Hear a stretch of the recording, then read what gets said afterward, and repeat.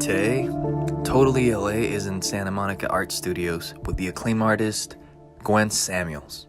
Gwen's unique, one-of-a-kind, three-dimensional art has been exhibited in major galleries and art shows for over a decade. Gwen has invited us into her studio to tell us a bit about her career and how her unique style of art evolved. Well, welcome. I'm having a wonderful opportunity today to be filmed by Mark from Totally LA, and we're going to be sharing my artwork. I use the studio to have a community of artists, and there's lots of opportunities. We have shows, we share. Specifically, this studio has been great because of its location in Santa Monica.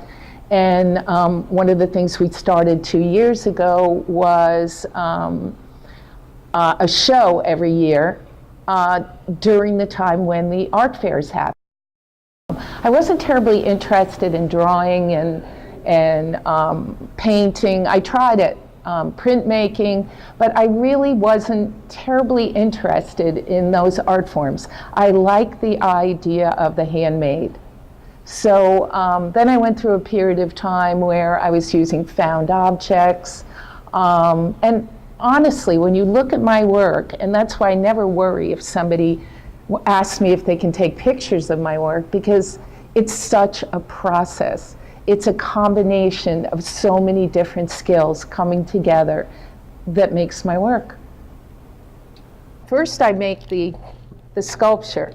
And then if you look closely, you can see I have a piece of tracing paper here.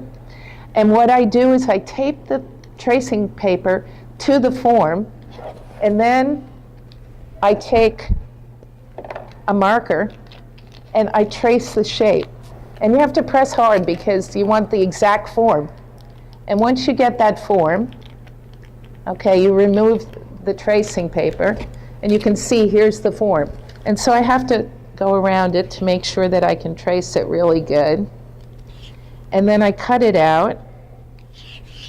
And then I'll show you. Okay, I finish this, and I cut this out. And then after I cut it out,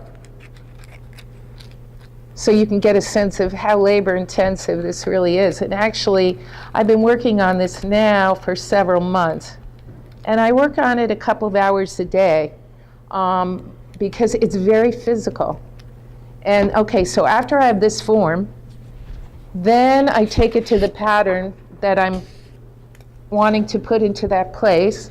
I lay it down on here. I trace that pattern. And once it's traced, I cut it out again. Okay, so this is after the sculptural form. Okay, I have to fill in all the spaces, and I want to also share with you another part of that decision-making process is I have patterns. So I've decided that I'm going to be using 3 different patterns for this piece, and each pattern is its own textile design, which I take from my over 5,000 images. So here's all these patterns, and then I'm going to cut this out, and then I'm going to poke holes in it, and then sew it directly to the form. And you can see when I hold it up, you can see that there's all these threads hanging. And if you look closely, you can see that it's all hand-stitched, and each hole is poked with my awl. So once I get to this place, after I have all these shapes cut out, I just stitch them into place. And I'm almost done with this piece. I just have this side area to finish up, and then it'll be done. And it's pretty sturdy, and I'll be able to hang it on the wall.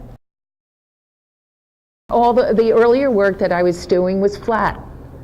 And then I did art from the ashes, and I got a found object, and I stitched my photography to the dimensional object, and I said, oh my God, I can make my own object. It was an amazing turning point for me, but once I realized that I could stitch my work to a found object, my whole world opened up because I realized that I could make my own object.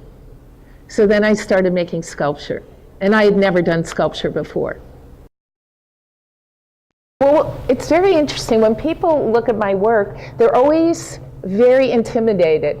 And I just want to show you how easily it's made. And this is earlier sculptural work.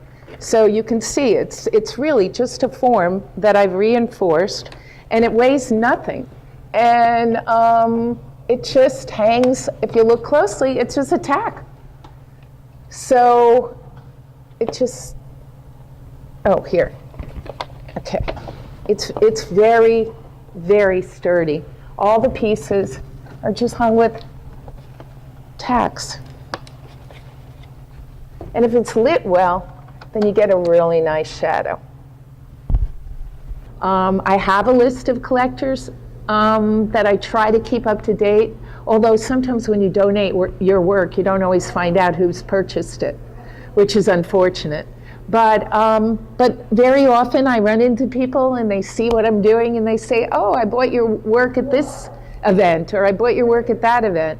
So it's a good idea if you can to keep track of who is collecting your work. But otherwise, it's just nice to know someone appreciates what you're doing. Thank you for watching.